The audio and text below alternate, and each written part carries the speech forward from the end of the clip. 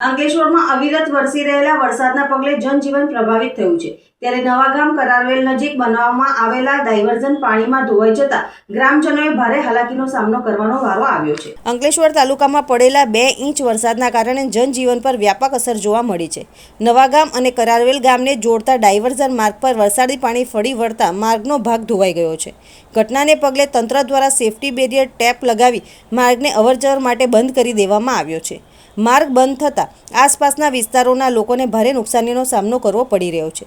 સ્થાનિકોના જણાવ્યા મુજબ ચોમાસા પૂર્વે બ્રિજની અધૂરી કામગીરી પૂર્ણ કરવામાં તંત્ર નિષ્ફળ રહ્યું હોવાથી હાલની સ્થિતિ સર્જાઈ છે। ગ્રામજનોએ તંત્ર સામે રોષ વ્યક્ત કરતા જણાવ્યું હતું કે સમયસર કામગીરી પૂર્ણ થઈ હોત તો લોકોને હાલાકી ભોગવવી પડી ન હોત। ડાયવર્ઝન બંધ થતાં નવાગામ કરારવેલ સહિત 4 ગામોના લોકોને હવે પોતાના દૈનિક કામકાજ માટે અંદાજે 15 કિલોમીટરનો વધારાનો ફેરાવો કરવો પડી રહ્યો છે, જેના કારણે સમય અને ઈંધણ બંનેનો વધારાનો બોજ સહન કરવાનો વારો આવ્યો છે। સ્થાનિકોએ તંત્રને વહેલી તકે માર્ગ અને બ્રિજની કામગીરી પૂર્ણ કરી અવરજવર પુનઃ શરૂ કરવાની માંગ કરી છે।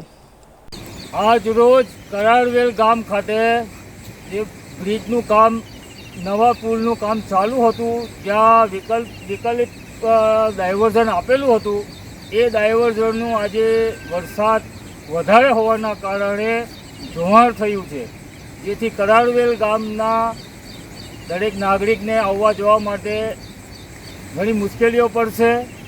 તો જે તે તંત્રને અને કોન્ટ્રાક્ટરને વિનંતી છે કે આનું વહેલી તકે ફરીથી એ ડાયવર્ઝનનું કામ ઉપાડે, જેથી કરારવેલ ગામના જે વિદ્યાર્થીઓ છે, જે સ્કૂલે કોલેજ પર જાય છે, એમને તકલીફ ના પડે।